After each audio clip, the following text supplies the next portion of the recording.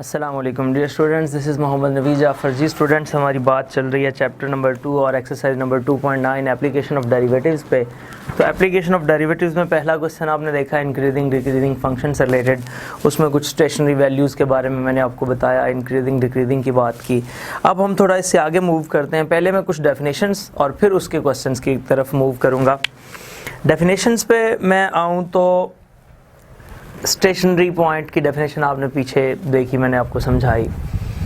इसके बाद आपको थोड़ा सा आइडिया, आपकी बुक में क्रिटिकल पॉइंट का वर्ड यूज़ हुआ, इसका भी पता होना चाहिए। क्रिटिकल पॉइंट के बाद फिर पॉइंट ऑफ इन्फ्लेक्शन, इसका भी आपको आइडिया होना चाहिए। पॉइंट ऑफ इन्फ्लेक्शन, ठीक हो गया, ये चीज़ें पता होना चाहिए। फिर आपको रिलेटिव मैक्सिमा मिनिमा का भी कॉन्सेप्ट होना चाहिए कि रिलेटिव मैक्सिमा मिनिमा क्या होता है, मैक्सिमा मिनिमा। और फिर फर्स्ट और सेकंड ऑर्डर डेरिवेटिव टेस्ट की भी बात करूंगा मैं इसमें। तो ये चीज़ें हम सीखेंगे और फिर एक्सरसाइज ऑब्वियसली हमारी होगी। तो स्टूडेंट्स, क्रिटिकल पॉइंट क्या है आपने देखा प्रीवियसली। मैं शॉर्ट अंदाज में आपको बस समझाता हूँ, फिर आगे क्वेश्चंस की तरफ मूव करते हैं। वो जो स्टेशनरी पॉइंट था वो मैंने बताया कि एक ऐसा पॉइंट जहाँ पे जाके आपका फंक्शन स्टे करता है, रुक जाता है, तो उसका फर्स्ट ऑर्डर डेरिवेटिव क्या हो जाता है, ज़ीरो। तो जो क्रिटिकल पॉइंट है इसमें दो कंडीशंस आ जाती हैं, लाइट सा डिफरेंस है।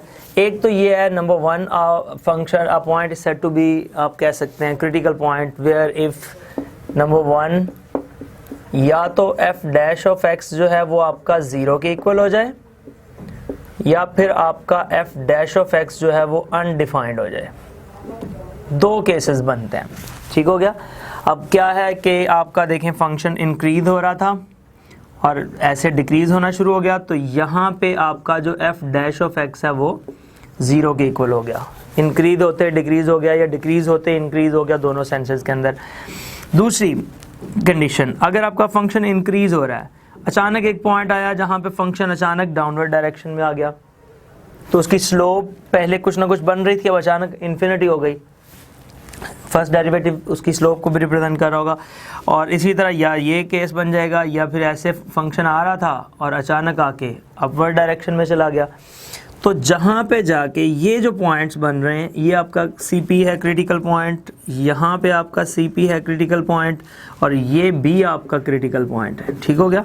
तो क्रिटिकल पॉइंट थोड़ा एक्सपेंडेड बात कर लें आप, हमें नहीं आइडिया कि उस फंक्शन पे जाके उस पॉइंट ने उस पॉइंट पे जाके उस फंक्शन ने क्या नेचर दिखानी है अपनी, वो ज़ीरो होता है या अचानक वहाँ पे जाके इन्फिनिटी पे चला जाता है। तो ऐसी सिचुएशंस के अंदर आपका जो पॉइंट बनेगा वो जो है वो क्रिटिकल पॉइंट हो जाएगा।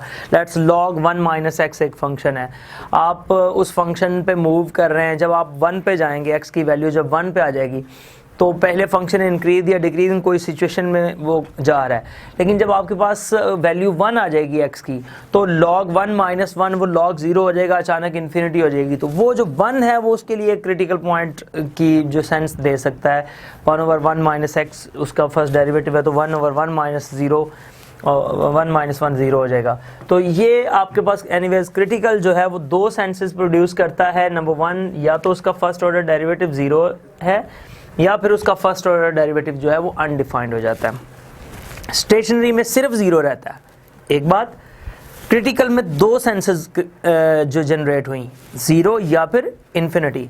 और पॉइंट ऑफ इन्फ्लेक्शन बड़ा इंटरेस्टिंग पॉइंट है। यहाँ बच्चे बड़ी कंफ्यूजन का शिकार होते हैं कि इन पॉइंट्स में डिफरेंस क्या है। सो ये बातें बड़ी ध्यान से देखिएगा। पॉइंट ऑफ इन्फ्लेक्शन आपका क्या है कि a point where f of x changes its concavity. एक ऐसा पॉइंट जहां पे जो फंक्शन है वो अपनी कंकेविटी को बदलता है। कंकेविटी क्या है? Nature of curve. कर्व की जो नेचर होती है उसको कंकेविटी बोलते हैं। तो a point where f of x changes its concavity, but if it is increasing before that point it is also increasing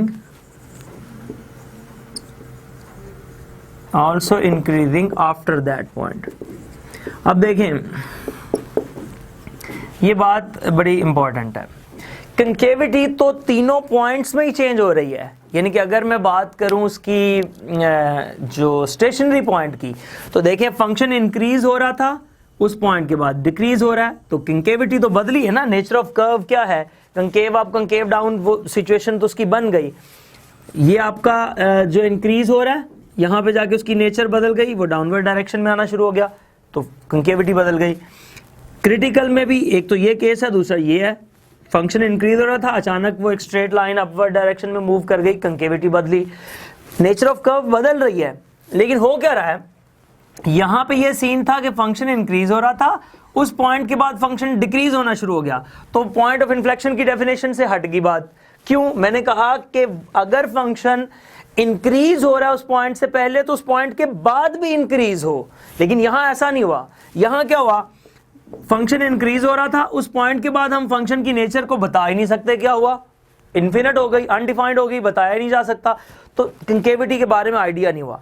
लेकिन अगर फंक्शन इंक्रीज हो रहा है और एक पॉइंट पे आके फंक्शन की नेचर बदल जाती है उस ग्राफ की, उस कर्व की, लेकिन उसके बाद फंक्शन अपनी स्टिल उस जो इंक्रीजिंग सिचुएशन को जारी रखता है, तो वो पॉइंट आपका क्या है, पॉइंट ऑफ इन्फ्लेक्शन। जैसे कि मिसाल के तौर पे आप जरा गौर कीजिएगा, फर्ज करें मेरे पास ये एक कर्व है, आपको वाज़ेह तौर पे नजर आ रहा है कि x इज इक्वल्स टू 0 पे इसकी नेचर बदल गई है।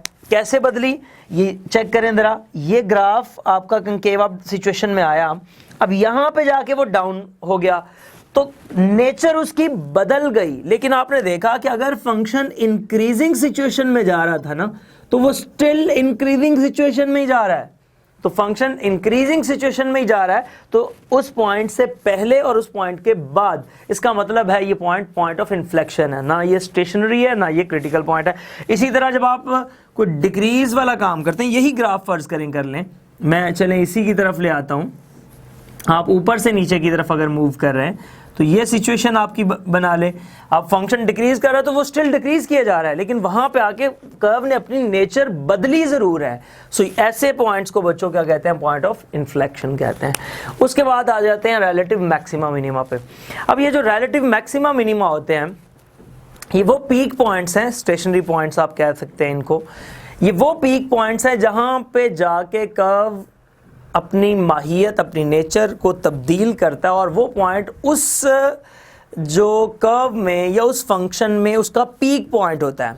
ठीक हो गया। जैसे मैं अगर एक ग्राफ यही बना लेता हूँ, तो इसमें ये एक ऐसा पॉइंट है जहाँ पे आपके जाके जो फंक्शनल वैल्यू है वो सबसे ज़्यादा टॉप पे रहती है, तो ये आपका रिलेटिव मैक्सिमा होगा। इसी तरह अगर आप ये ग्राफ बना लेते हैं, तो यहाँ पे जाके आपकी फंक्शनल वैल्यू बिल्कुल मिनिमम होगी उस पूरे ग्राफ के अंदर, तो ये आपका रिलेटिव मिनिमा होता है। सवाल ये है कि ये तो बात समझ आ गई, लेकिन हमने ये फाइंड कैसे करने हैं? इनके लिए हमें बच्चों चाहिए कि हमें पता होना चाहिए कि फर्स्ट डेरिवेटिव टेस्ट क्या होता है और सेकंड डेरिवेटिव टेस्ट क्या होता है। अब मैं फर्स्ट डेरिवेटिव टेस्ट और सेकंड डेरिवेटिव टेस्ट को एक्सप्लेन करूंगा, और फिर सेकंड क्वेश्चन की तरफ हम मूव करेंगे, तो फिर आपको इंशाल्लाह ये सारी बातें समझ आ जाएंगी। जी, फर्स्ट डेरिवेटिव टेस्ट, फिर सेकंड डेरिवेटिव टेस्ट, और फिर हम क्वेश्चंस की तरफ मूव करेंगे। First derivative test, first derivative test.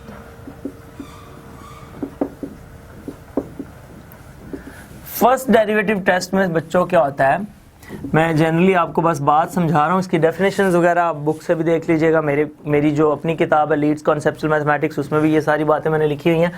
F of X is a function, ये आपके पास एक फंक्शन है defined over an interval, defined over an interval, this is A B.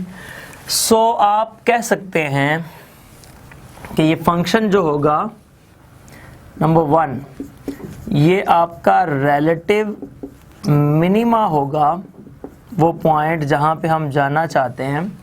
Relative minima if F of x minus epsilon, sorry F dash of x minus epsilon is, minima की बात कर रहे हैं आप, less than 0, and F dash of x plus epsilon is greater than 0। क्या कहना चाह रहा हूं इसमें मैं कि आप जरा गौर करें, ये सिचुएशन कुछ बन रही है। ये आपका कोई एक पॉइंट है जहां पे जाके आपकी कोई x की वैल्यू जो कि x बिलोंग करता है इन दिस इंटरवल, उस जगह पे है। माइनस एप्सिलॉन करने से मुराद ये है कि आप उससे थोड़ा सा पीछे चेक कर रहे हैं। तो थोड़ा सा पीछे किस डायरेक्शन में आएंगे, इसमें ये है x माइनस एप्सिलॉन। थोड़ा सा आगे मूव करेंगे तो ये है x प्लस एप्सिलॉन। ठीक हो गया। अब जब इधर से कोई वैल्यू इसमें पुट करें और जवाब नेगेटिव आ जाए तो मतलब फंक्शन डिक्रीज कर रहा है।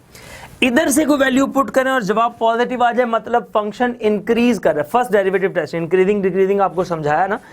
तो इंक्रीजिंग डिक्रीजिंग सिचुएशन में ये डिक्रीज कर रहा है, ये इंक्रीज कर रहा है। तो अगर फंक्शन पहले डिक्रीज करे और उस पॉइंट के बाद इंक्रीज करे तो वो जो पॉइंट है x आपका, ये रिलेटिव मिनिमा होता है। ठीक हो गया। अब इसी में फर्स्ट डेरिवेटिव टेस्ट ये बताता है कि नंबर 2 आपका ये रिलेटिव मैक्सिमा होगा, रिलेटिव मैक्सिमा, अगर आपका जो f dash of x minus epsilon है ये ग्रेटर देन 0 हो जाए and f dash of x plus epsilon जो है ये लेस देन 0 हो जाए। अब इधर सिचुएशन देखें, ये आपका फर्ज करें x है, इधर x माइनस एप्सिलॉन है, इधर x प्लस एप्सिलॉन है। अगर इस पॉइंट से पहले कोई वैल्यू पुट कर रहे हैं आप और जवाब आपका पॉजिटिव आ जाता है, उस पॉइंट के बाद कोई वैल्यू पुट कर रहे हैं जवाब नेगेटिव आ जाता है, तो पॉजिटिविटी ये बता रही है कि आपका फंक्शन इंक्रीज कर रहा है, नेगेटिविटी ये बता रही है आपका फंक्शन डिक्रीज कर रहा है। सो पहले इंक्रीज और बाद में डिक्रीज करेगा तो ऑब्वियसली ये पॉइंट पीक पे चला जाएगा मैक्सिमा की सिचुएशन में। तो इस सूरत में आपका जो x है वो रिलेटिव मैक्सिमा है। सो बच्चों फर्स्ट डेरिवेटिव टेस्ट में फिर हम क्या किया करेंगे, फर्स्ट डेरिवेटिव, और यहां पे जो x है where x is a stationary value, ये आपकी स्टेशनरी वैल्यू बन रही है। ठीक हो गया। सो हम इन क्वेश्चंस में क्या करेंगे, जो भी सवाल आए सबसे पहले हमने क्या करना है, उसमें से x जो है वो फाइंड करेंगे वो क्या है, मतलब स्टेशनरी वैल्यू फाइंड करेंगे वो क्या है।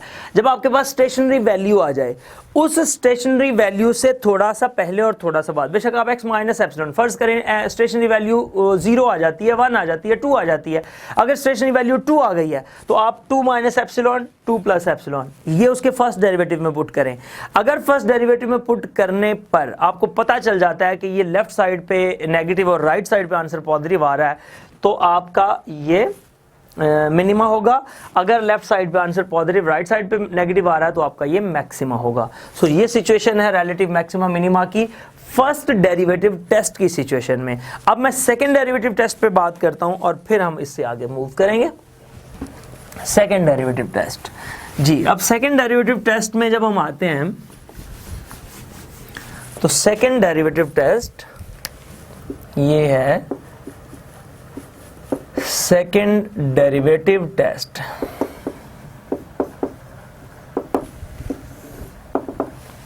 सेकंड डेरिवेटिव टेस्ट, अब सेकंड डेरिवेटिव टेस्ट में बच्चों क्या होता है, f ऑफ x आपका एक फंक्शन है, is a function defined over an interval a b, then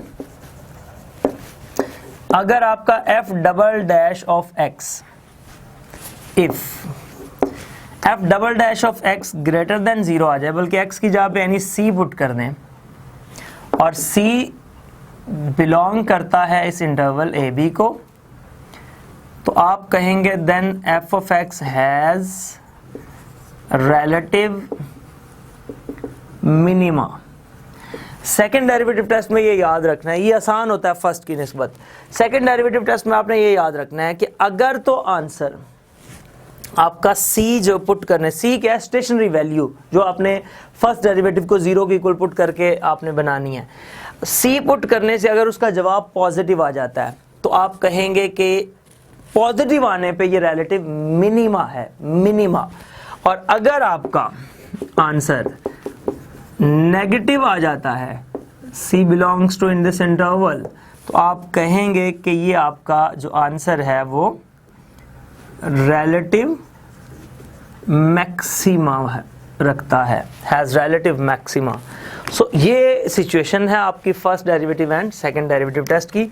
आप बता दें where c is a stationary value, is a stationary value, तो सी आपकी स्टेशनरी वैल्यू है। इस तरह से आप इन चीज़ों को देख सकते हैं।